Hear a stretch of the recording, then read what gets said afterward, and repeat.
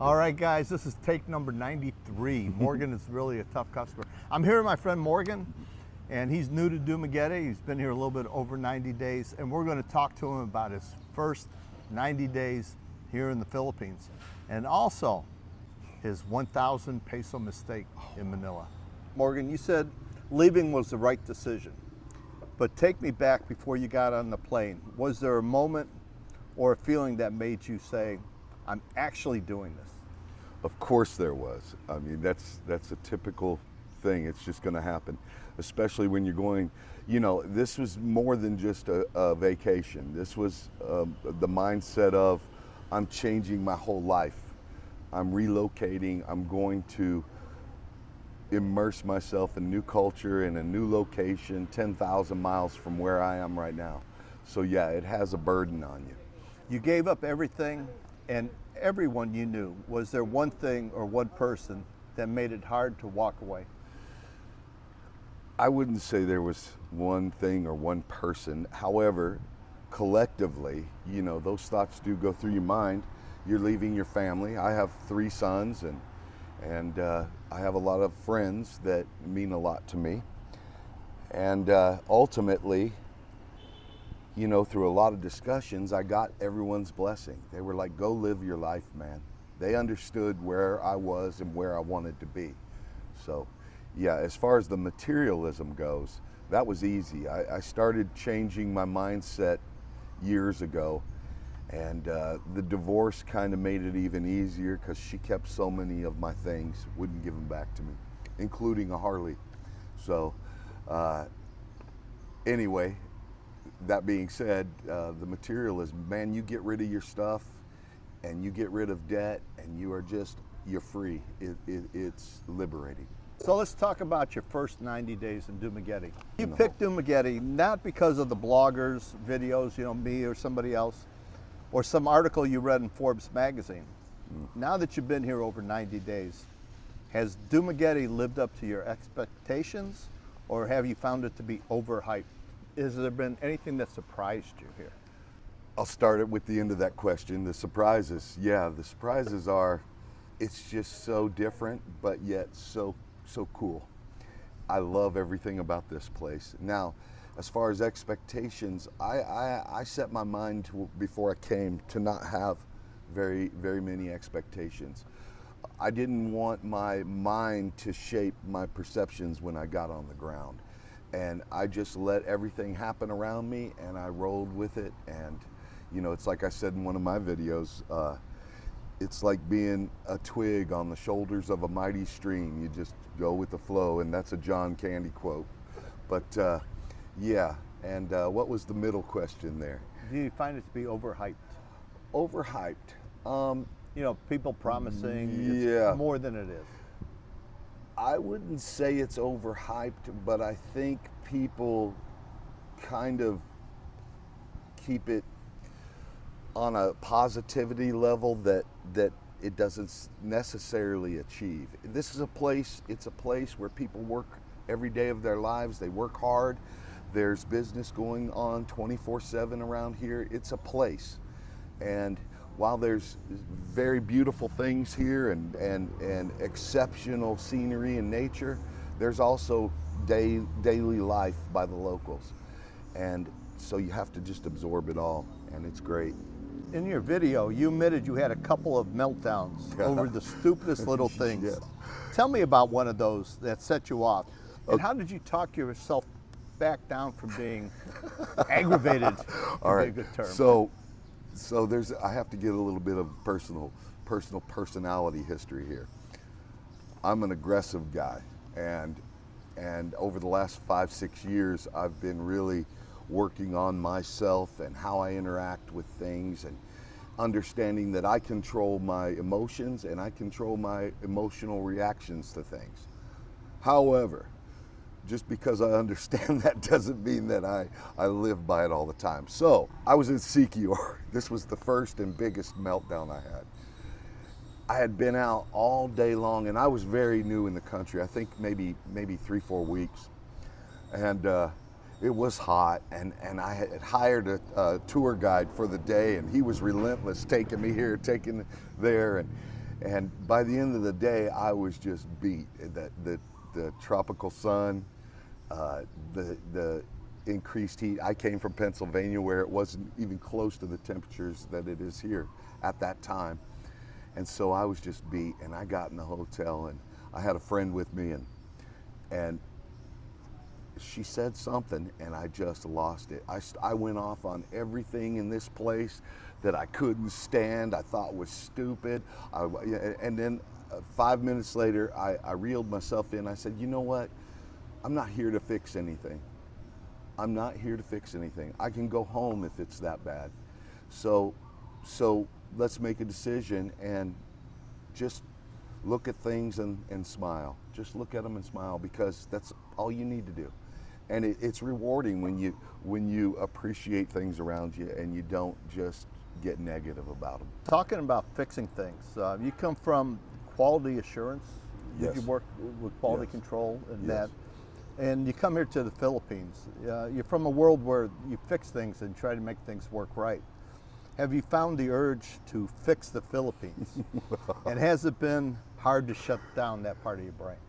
Initially, when I was just, doing things in my mind just to let them go on their natural course, yes, I had conflict. But then I did a self-check, a self-reflection, and I said to myself, that's the life I left behind. None of those stresses come with me here. And since then, yeah, I've been fully adaptive to it. There are things, there's serious inefficiencies here, and there's, you look at the spaghetti wires. I was actually Bird nest on top of the poles. yes, I was talking to my brother on the phone last night, and while I was talking to my brother, he was watching one of the videos that I recently posted just in the background, and he looked at it, and he's a personality, he's a lot like me, and he saw this electrical box in the video, and he saw bare wires going into it, and he just went off on that. Man, how do they live? How do they live like that? Well, they do, and they thrive. So it's not my place to judge the folks. In fact, I praise their ability to roll with what they do have, and the ingenuity that these folks have. They're awesome people. They get it done. The big change in your life has been your personal goal of weight loss. You went from Yes. 270 to 225 in 3 months. Yes. Tell us about that journey. What struggles did you have? I'm going to assume diet-wise or lifestyle. So it was both.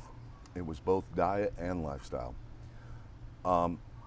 Yeah, I got up one morning, and I already knew I was coming to the Philippines, and I didn't want to have excess weight coming to a hotter climate and a place where I wanted to get out constantly and do things.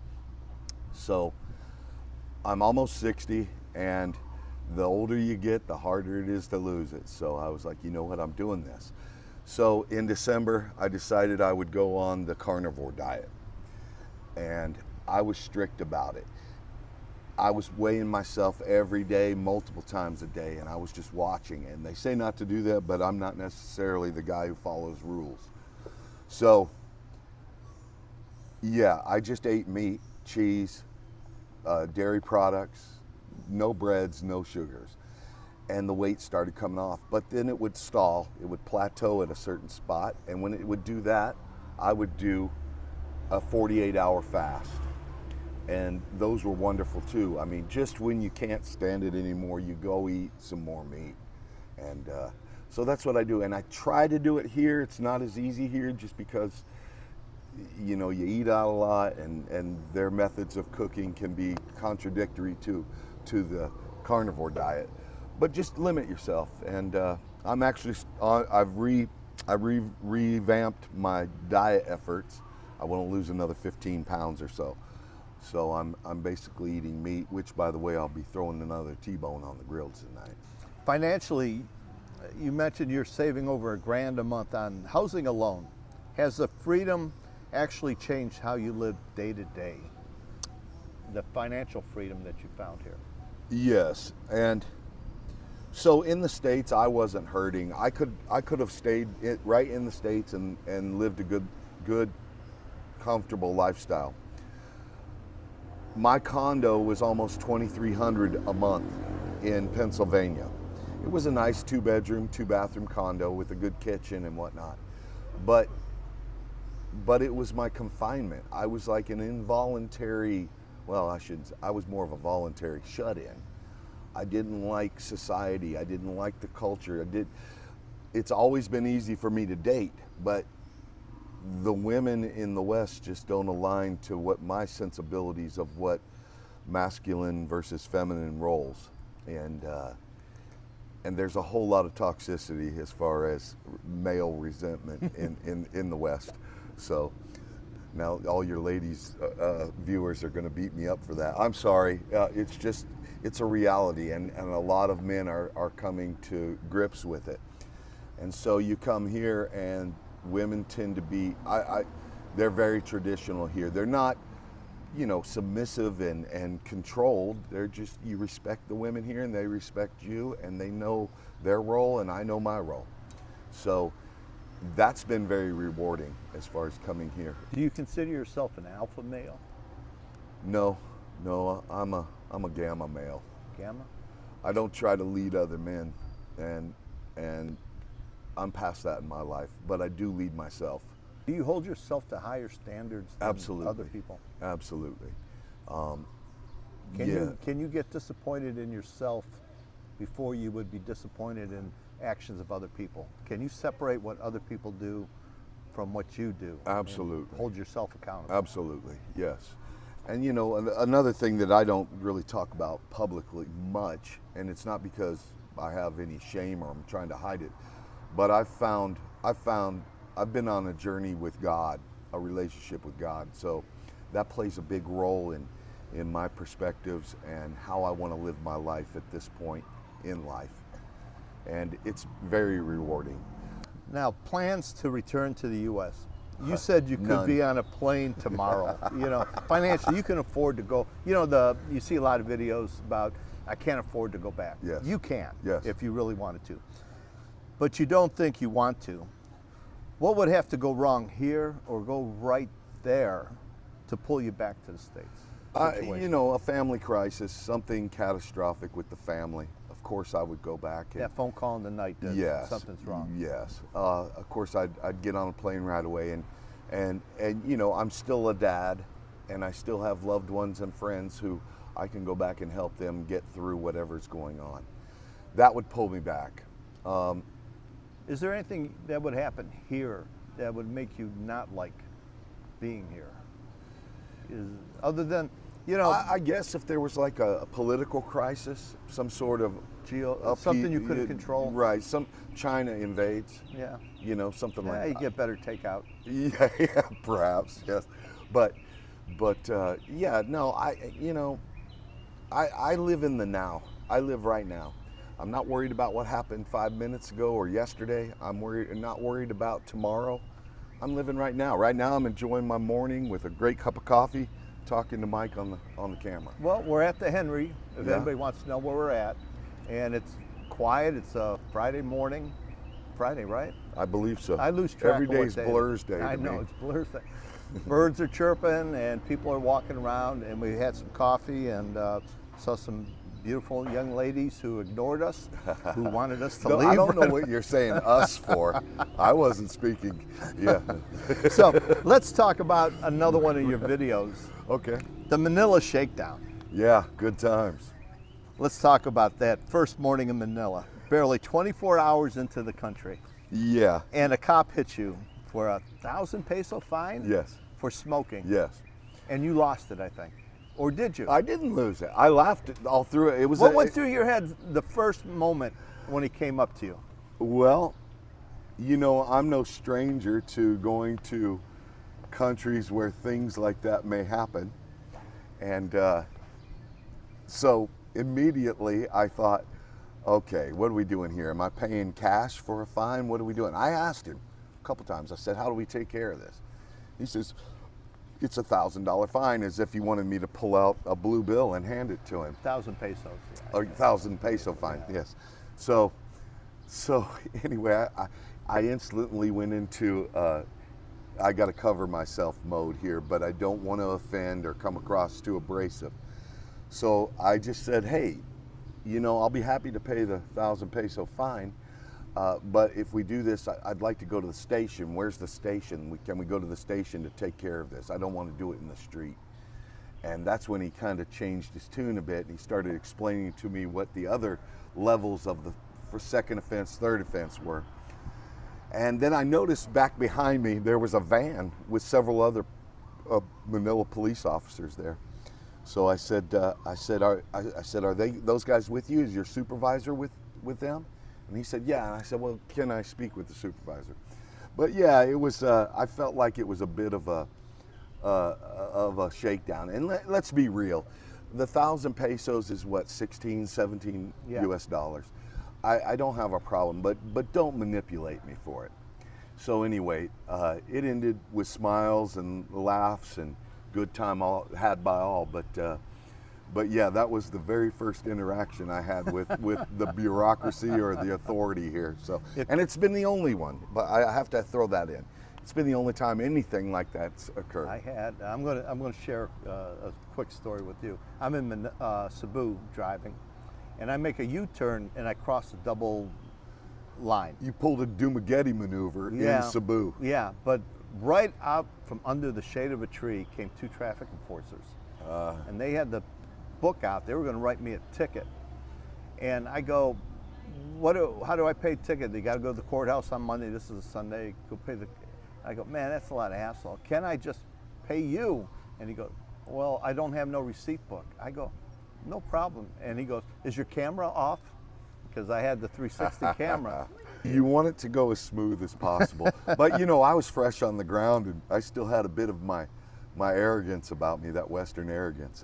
And I've since learned from that encounter, and it won't happen again that way. I'll just do my best to smile and have a good time with it. A brand new guy getting off the plane, going in that airport. Get back on the plane, go home. There's too many foreigners here. No, there's not. How do you think they should approach that? I think Be at confrontation gets in peace. trouble. Be at peace.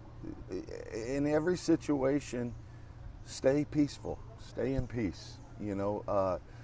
Again, each man has the ability, and woman has the ability, to control their emotions and control their emotional reactions to things. So before you react to something, just knee-jerk, take a minute, breathe in the air, and say, you know what, this isn't going to ruin anything for me. It's not going to ruin my moment. It's not going to ruin the next 5 minutes. It's not going to ruin my day. You've planned to come here for years and years, yes. And you get off the plane and all the money you spent. Don't let one moment of frustration ruin all your plans. It's not frustrating, and that's the thing, is that you think it is because you're based on that Western efficiency through interactions and whatnot. But it's not frustrating. It's just patience, it's tolerance, and it's accepting. So this is a little bonus question for you guys. A bonus? And, Balut, have you tried it yet? Oh, you're just an asshole. And I need an honest review if you did. Okay. What did you call me? You're just an asshole for bringing this one up. Okay, so this is a moment that I don't like to shine a light on. But yes, I have eaten the balut. I felt manipulated, and I allowed myself to cave. But you know what? I did it for God and country. So what happened was I was out on an evening with a special lady friend and her accompaniment, and all three of them had eaten balut, loved balut, et cetera, and so it became a big banter between all of us for me to eat the balut. So I sat down and I said, all right, I'll eat it, and I felt very patriotic after it was over. Now the balut, visually, psychologically, it's disgusting. It's completely repulsive, and I don't want it near my mouth or any part of my digestive system. However, the taste is pretty good. It's not bad at all. It's like a savory, hard-boiled egg. So if you can get past the texture, the visual, and just, the whole the whole Western mentality towards a new food style. Yeah, it's edible. Let's talking about your first 90 days because of your video. And guys, down in the description, I'll have a link to that video, and it'll be pinned in the comment section. And it's also going to show up at the end of the video. You could just click on that and check them out. But you've been here longer than the 90 days. Is there something that still amazes you about the Philippines that you didn't expect, or has it really been everything you envisioned? It was everything that I anticipated. Like I said, I didn't place expectations on it. It has materialized to be everything I anticipated. However, there is something that stands out for me above everything else. And you hear people talk about it in other content videos, and yeah, it's the people here. It is the people here. They are different, and I know there's other places in the world that have awesome people, but this is definitely one of them. I think it's a simpler life. I think, they're not looking at growing their financial wealth. Yes, they worry about money and paying bills and all that stuff, but they're not infatuated with it. Right. The materialism here, it does exist, the consumerism, the materialism, it exists everywhere. But it doesn't seem to be a judgmental point in their day in, day out lives. So, yeah. I think the people, they smooth it over for you as far as the inefficiencies and whatnot. Who cares if they have to do 6 receipts when you buy something? If you're smiling and having a good time when you're doing it. And that's something you don't get in the States. People barely even say hello when you go to the cash registers. Okay. Morgan, thank you for being on the Hey, channel. Thanks for having me on the channel. I appreciate it. Make sure you check out his channel. Give him a like and subscribe. He's trying to get monetized. He's moving pretty quickly. I had him on the live stream. I'm going to leave it up for a while. Check out the live stream, guys. And Morgan, tell them about the name of your channel again. It is Feral in the Philippines. Feral in the Philippines. So does a lot of bike riding at night. What's he looking for at 2 in the morning? Everything. Not coffee. I'm looking for peace. He's not looking. Yeah, he's looking for peace, but it wasn't coffee. Thanks for watching, guys. Until next time.